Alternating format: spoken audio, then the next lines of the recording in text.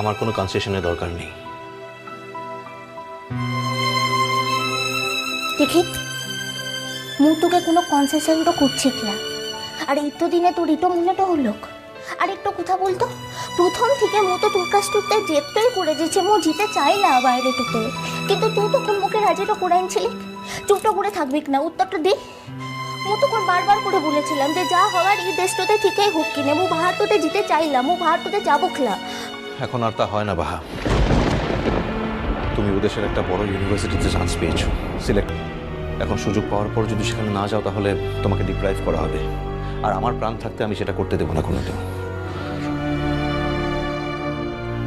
আচ্ছা ঠিক আছে, মু বলছি কি দেখ, 2 বছরের ব্যাপারটা আনছে তো, 2 বছর দেখতে দেখতে কেটে তো যাবে।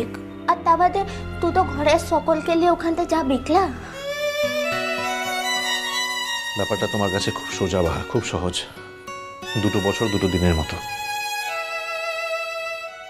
আচ্ছা তোর যখন ভেতর ভেতর এতই কষ্টটা হয়েছে, তো তুই মুখে রাজি তো করে কিসে লিখে বলতো। মু তো আর নিজের থেকে তোকে বলে লাই যে মু বাইরেটাতে জিতে তো চাই।